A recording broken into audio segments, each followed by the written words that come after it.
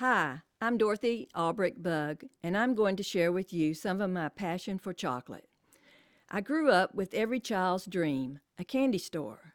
My parents owned a candy store in downtown Atlanta on Forsyth Street next to Rich's. My chocolate passion started there.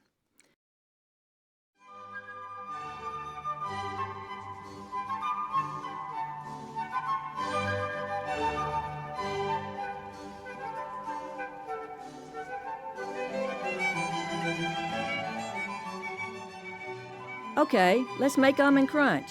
First, some of the equipment that I will be using. Of course, a marble slab. This is an old heat lamp that came from my dad's store, and it's used to put heat on your marble before you can pour out certain types of candy on it, so the candy won't freeze.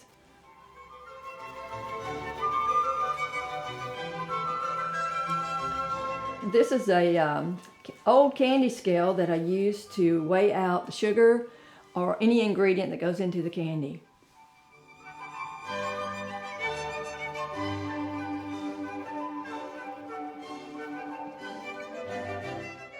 This piece of equipment is a candy cutter. When you have candy poured out on the slab and you want it to cut it into squares, you roll it back and forth to cut it up.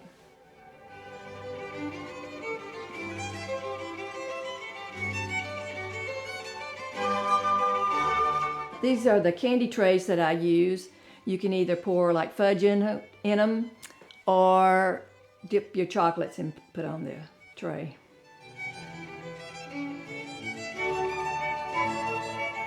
This is a wooden candy paddle or stirrer that you use when you're cooking in the copper kettles.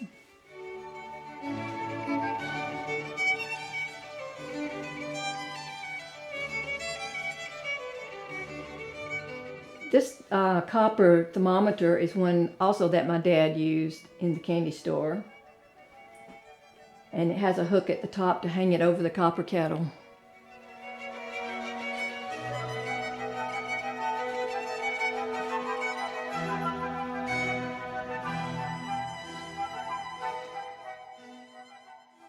This is a large copper kettle that I got from my dad. It sits in its own holder while you add the ingredients. The solid copper kettle distributes the heat evenly while cooking.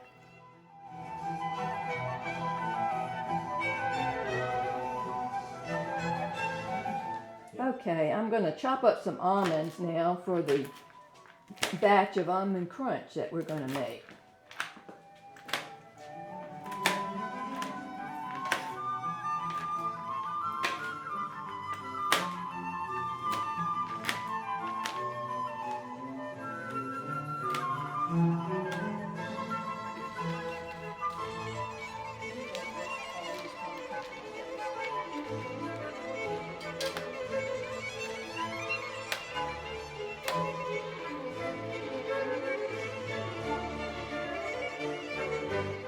First, I'm going to measure out the sugar for the almond crunch.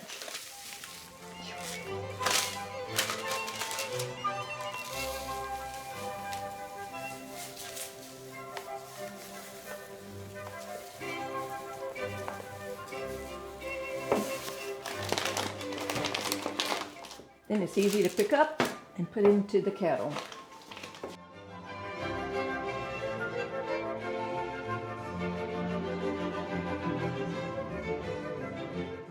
Now I'm going to add the sugar to the copper kettle.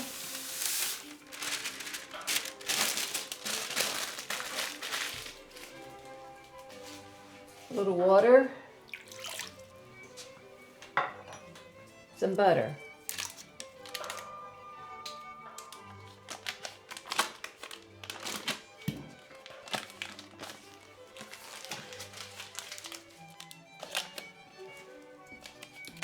Okay, now that I got a pound of butter in here, we're going to add a little salt.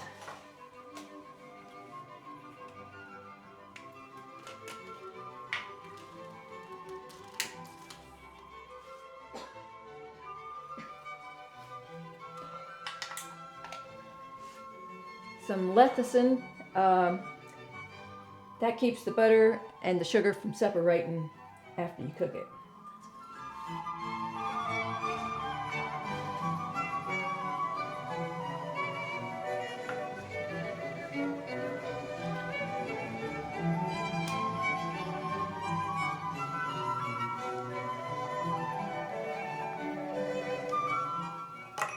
And a little antioxidant. That is to keep the butter from going rancid in the candy if you was going to keep it for a little while. Of course, if you're going to eat it straight up, it won't have a chance to get rancid. Okay, now we're going to turn on the gas stove. We're ready to cook it.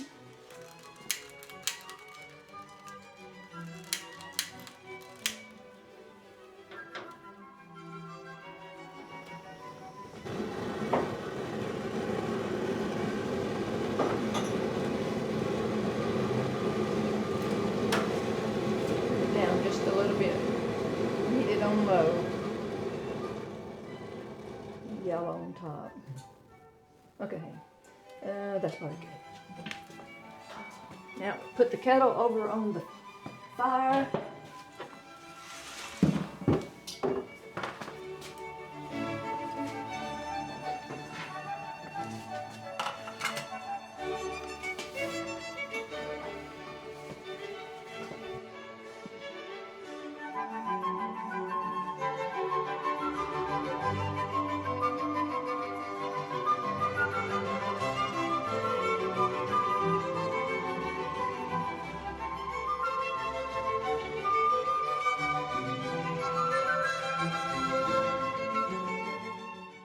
When the mixture boils, I'll wipe down any sugar crystals on the side of the kettle.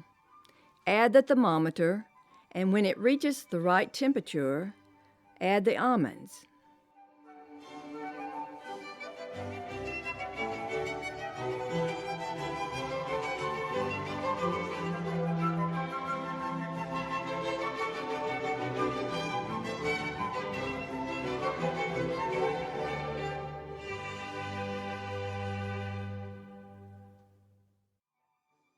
Okay, now it's time to add the almonds.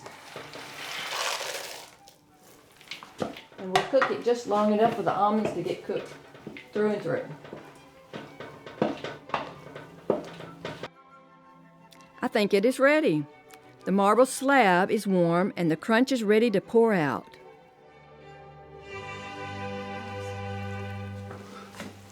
Right here. Can you turn it over a little bit?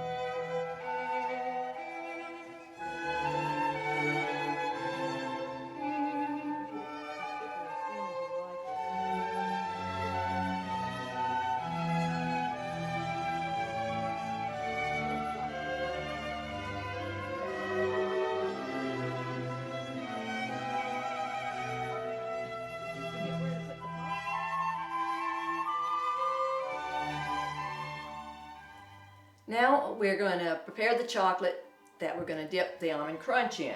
I have here about a 3-pound wedge that came from a 10-pound wedge. I buy it in 10-pound slabs. First I have to chop it up. Once you get it nice and chopped, then I'm going to add it to a double boiler that will melt the chocolate.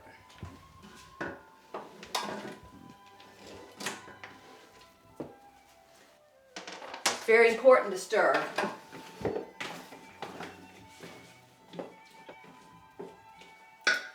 And we keep adding until we get it all chopped up and melted.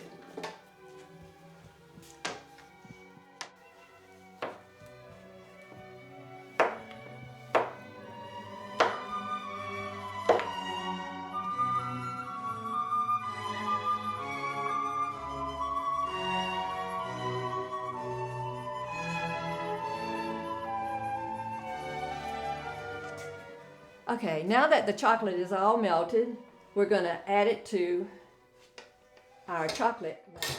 This is a double line with an electric heat element that will keep the chocolate warm while we're dipping.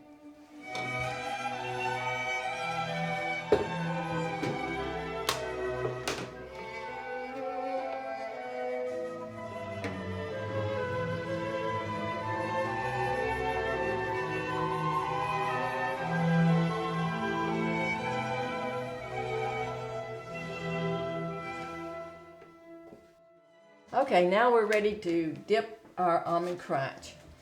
Get some of this milk chocolate on our marble slab. And you have to work the chocolate to get it to the right temperature.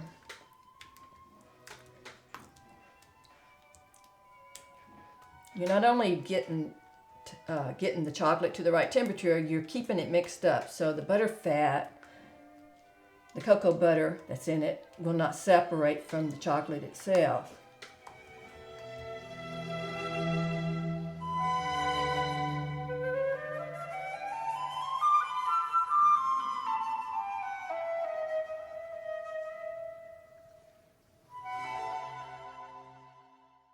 It's important to keep the chocolate stirred while tempering to 83 to 88 degrees, and I do this by hand. When the chocolate is tempered, the crunch is dipped piece by piece. Okay, I think it's about ready to dip. Put a piece of almond crunch in there.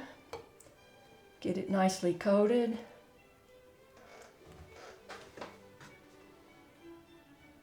And then I make a little A on the top. Chocolates have signs on them that tell you what they are.